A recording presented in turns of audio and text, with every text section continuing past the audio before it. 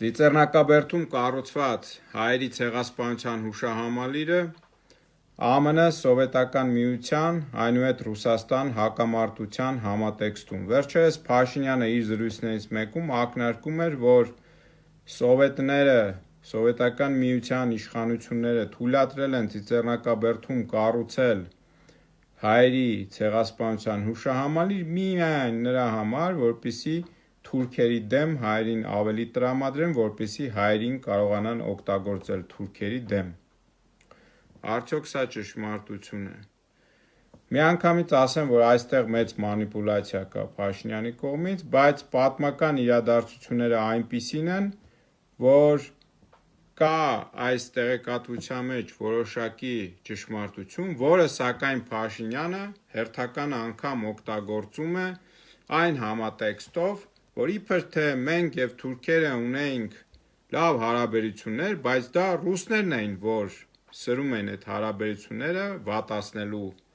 իմաստով ավելի, որպեսզի մեզ կարողանան օգտագործել թուրքերի և իհարկե նրանց եղբայր ադրբեջանցիների դեմ։ Ուրեմն 1959 թվականին ԱՄՆ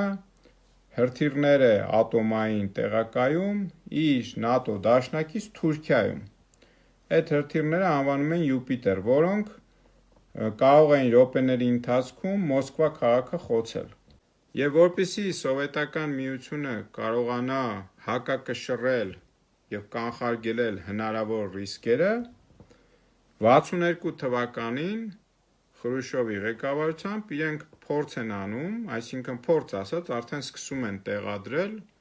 հրթիռներ ատոմային Կուբայում։ Կուբան էլ համաձայնվում է դրան, քանի որ 1961 թվականին ԱՄՆ փորձում էր իշխանափոխություն անել Կուբայում, հարձակվում է Կուբայի վրա, չհաջողված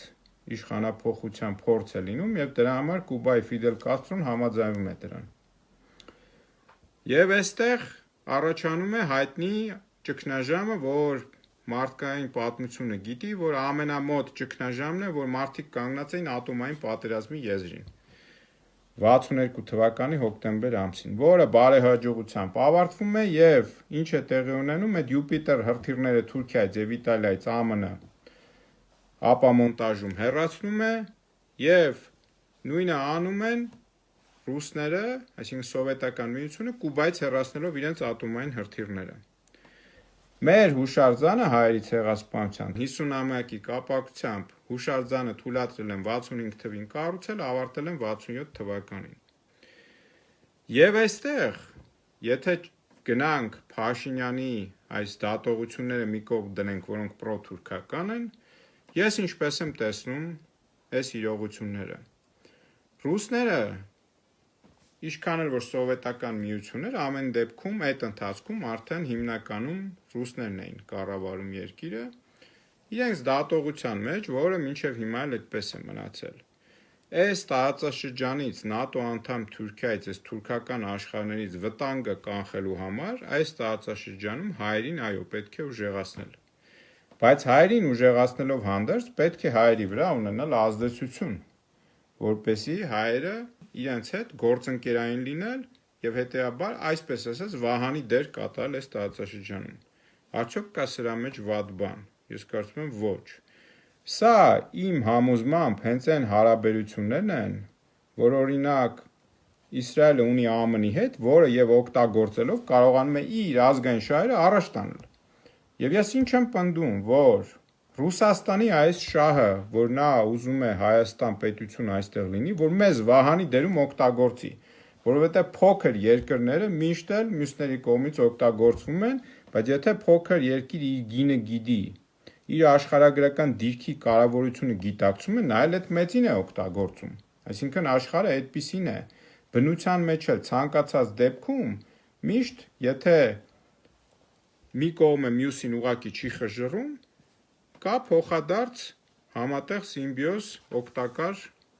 պրոցես, այսինքն որ մեկը մյուսին կարողանում են օգտագործել։ Ռուսաստանը, ես կրկնում եմ,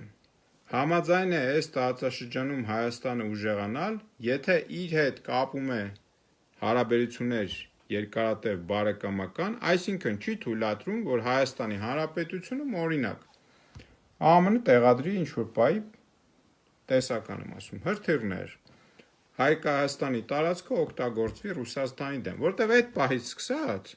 Հայաստանը ռուսների համար դառնալու է թշնամի, որովհետև պետությունների միջև հարաբերություններում չեն նայում, ես սիրում եմ սրան, չեմ սիրում, սրանք մեր չգիտեմ, փոքր եղբայրն են, պետական հարաբերություններում նման բան չկա, կան միշտ մշտական շահեր քաղաքական, եւ այդ քաղաքական շահը հետեւյալն է, Հայաստանը կլինի ուժեղ միայն իմ հետ, եթե իմ հետ չի լինելու, չպետք է լինի ուժեղ։ Սա բացարձակ ճշմարտություն է եւ հայկական քաղաքական միտքը չի զարգացել ու համատարած հիմա նկատվում է եւ այս իշխանության կողմից էլ մանիպուլացվում է, որ չեն հասկացել, որ այս տարածաշրջանում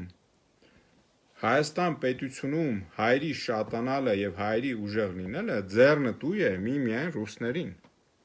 Եվ ես կրկնում եմ հերթական անգամ, այո, նրանք դրանից քաղաքական շահեր ունեն եւ ինչի չպետք է ունենային։ Բարեգործություն երևույթ պետությունների միջև հարաբերություններում գոյություն չունի, մոռացեք ժողովուրդ, չկա նման բան։ Եվ այստեղ է, որ մենք այդ շահը գիտակցելով ռուսների կարողանում ենք այդ շահը օգտագործել մեր ազգային շահերը առաջ տանել։ Բայց երբ մենք հրաժարվում ենք մեր ազգային շահերից, օրինակ Արցախը ճանաչելով Ադրբեջանի կազմում, համաձայնվելով թուրքերի հետ բարեկամանալ միջանցքներ տալով, որը տանելու է միանշանակ հայկական տարածքների կլանման հետզհետե, նույնիսկ եթե պատերազմ չլինի, կլանում ժողովրդագրական եւ տնտեսական process-ներով։ Այսինքն ինչ որ պահի Սյունիքում եւ այլ կարևոր տարածաշրջանում ավելի շատ թուրքախոսներ կապրեն, քան հայեր, եթե այսպես շարունակվի։ Այդ պարագային իհարկե Ռուսաստանին Հայաստանը պետք չի եւ նա մեր դեմ կաշխատի։ Սա բացարձակ ճշմարտություն է։ Իսկ Ծիծեռնակաբերդի հուշահամալիրը նույնիսկ եթե կառուցվել է, որպիսի մեզանում ազգային գիտակցությունն ու համախմբումը սեփական շահերի շուրջ ուժեղացվի եւ նրանք էլ դրանից օգուտներ քաղեն, ապա սա միայն մեր ազգային շահերին օգուտ է, ոչ թե վնաս, այնպես ինչպես Փաշինյանը ներկայացնում է։ Լավ եղեք։